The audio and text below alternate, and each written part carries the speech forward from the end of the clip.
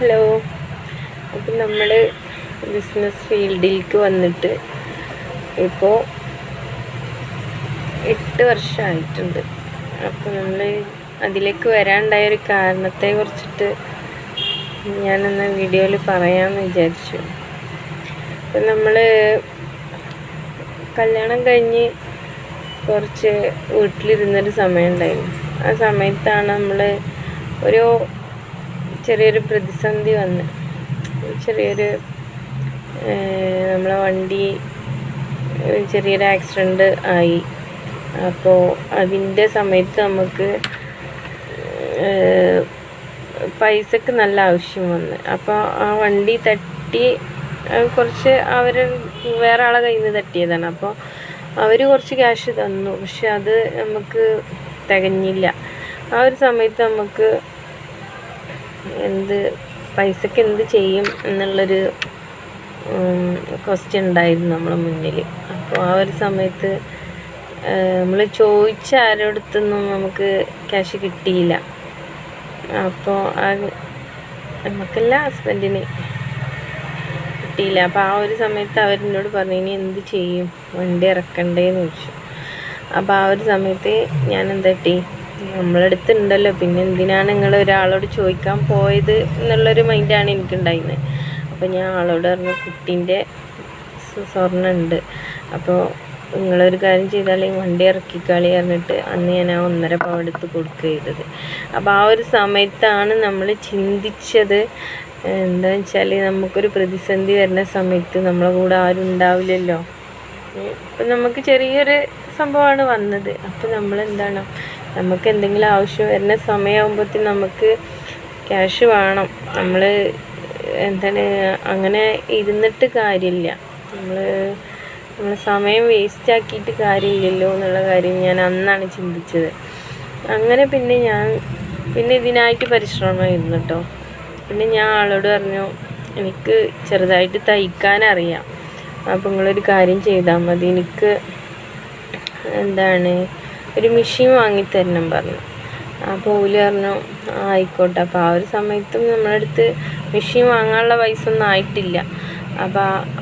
അപ്പോൾ അതിനും ഞാൻ എന്ത് ചെയ്തു, എൻ്റെ ഒരു വളെടുത്തിട്ട് ഞാൻ ഓലോട് പറഞ്ഞു, ഇത് കൊടുത്തിട്ട് നിങ്ങൾ എനിക്കൊരു മെഷീൻ വാങ്ങി തന്നാളി പറഞ്ഞു.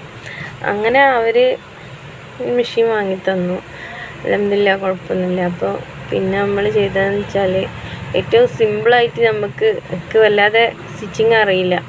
അപ്പോൾ ഏറ്റവും സിമ്പിളായ രീതിയിൽ നമുക്ക് എങ്ങനെ സ്റ്റിച്ച് ചെയ്തിട്ട് നമുക്കത് വിൽക്കാന്നുള്ളൊരു ഇതാണ് എനിക്ക് മനസ്സിലേക്ക് വന്നത് കേട്ടോ.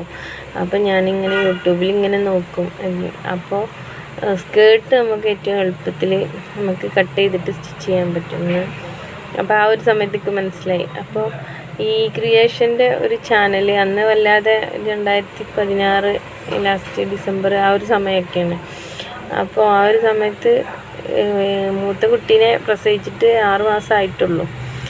അപ്പോൾ ഞാനിങ്ങനെ നോക്കും, യൂട്യൂബിൽ ഇങ്ങനെ നോക്കും എങ്ങനെ അടിക്കാന്നുള്ളത്. അപ്പോൾ അതിൽ ഈ ക്രിയേഷൻ്റെ ഒരു ചാനൽ കണ്ടു. അപ്പോൾ അതിൽ ഉണ്ടായിരുന്നു സ്കേർട്ട് എങ്ങനെ ചെയ്യാന്നുള്ളത്. അപ്പോൾ അങ്ങനെ ഞാൻ പറഞ്ഞു, എനിക്ക് കുറച്ച് തുണി വേണം, ഞാനൊന്ന് ചെയ്ത് നോക്കാം എന്ന് പറഞ്ഞു. അപ്പോൾ ഓല് പറഞ്ഞു ആയിക്കോട്ടെ, എനിക്ക് അങ്ങനെ താല്പര്യം ഉണ്ടെങ്കിൽ ഒരു ഫുൾ സപ്പോർട്ടായിരുന്നു കേട്ടോ. അപ്പോൾ അങ്ങനെ ഞങ്ങൾ കോഴിക്കോട് പോയി തുണി എടുത്ത് വന്നിട്ട് സ്റ്റിച്ച് ചെയ്തിട്ട് പിന്നെ അടുത്തതെന്ന് പറഞ്ഞാൽ മാർക്കറ്റിംഗ് ഉണ്ട്, ഇതെങ്ങനെ സെല്ല് ചെയ്യണം എന്നുള്ള ഒരു ചിന്തയാണ്. അപ്പോൾ എന്ന് പറഞ്ഞാൽ ഈ വീടുകളിൽ ഇങ്ങനെ നടക്കുന്ന ആൾക്കാരുണ്ടാവുമല്ലോ വിൽക്കാൻ വേണ്ടിയിട്ട്.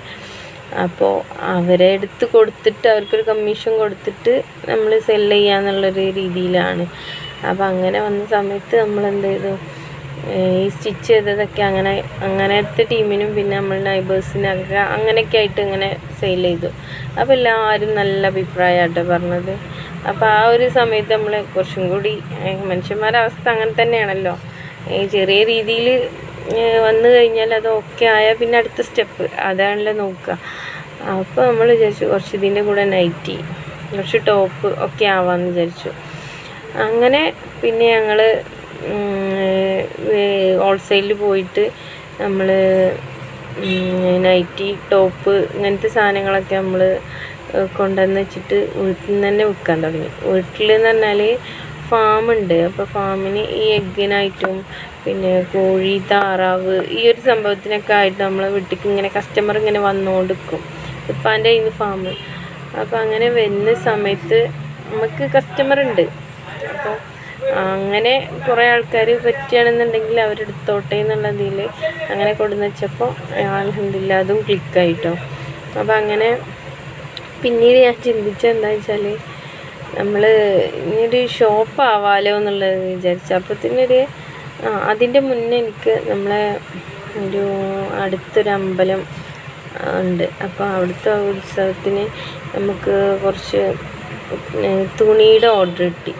അന്ന് ആ ഒരു സമയത്ത് ഈ ആട് എന്ന് പറഞ്ഞ സിനിമത്തെ ഇതായിരുന്നു, തുണിയായിരുന്നു. അപ്പോൾ നമുക്ക് ഓരോ ഓർഡർ തന്നപ്പോൾ നമുക്ക് അങ്ങനെ കിട്ടിയില്ല.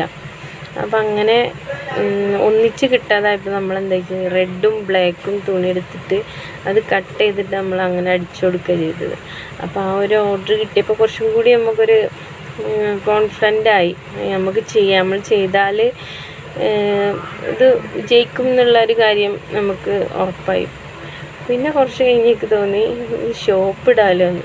അപ്പോൾ ഷോപ്പ് ഇടാൻ വന്ന സമയത്ത് പിന്നെ അങ്ങനെ പിന്നെ ഞങ്ങൾ ഷോപ്പിലേക്ക് മാറുകയാണ് ചെയ്തത്. അപ്പോൾ പിന്നെ അൽഹംദുലില്ലാ ഇപ്പോൾ ഷോപ്പ് ഓപ്പണായിട്ടിപ്പോൾ 6 വർഷം കംപ്ലീറ്റായി. അപ്പോൾ ഒരുപാട് ആൾക്കാർ എന്നോട് ചോദിച്ചിരുന്നു നിങ്ങളെങ്ങനെയാണ് ഈ ബിസിനസ്സിലേക്ക് വന്നത് എന്നുള്ള കാര്യം അറിയാനായിട്ട് ഇൻട്രസ്റ്റ് ഉണ്ടെന്ന് പറഞ്ഞിട്ട് ചോദിച്ചിരുന്നു. അപ്പോൾ ആ ഷോപ്പിലേക്ക് വന്ന സമയത്ത് ഒരു 4 വർഷം പോലെ നമ്മൾ എന്ത് ചെയ്തു, നമ്മൾ പുറത്തുനിന്ന് നൈറ്റിയൊക്കെ കൊണ്ടുവന്നിട്ടാണ് നമ്മൾ സെയിൽ ചെയ്തത്. പിന്നെ ഒരു 2.5 വർഷത്തോളമായിട്ട് നമ്മൾ ഓൺ പ്രൊഡക്ഷൻ ചെയ്യുന്നുണ്ട്. അപ്പോൾ പ്രൊഡക്ഷൻ എന്ന് പറയുമ്പോൾ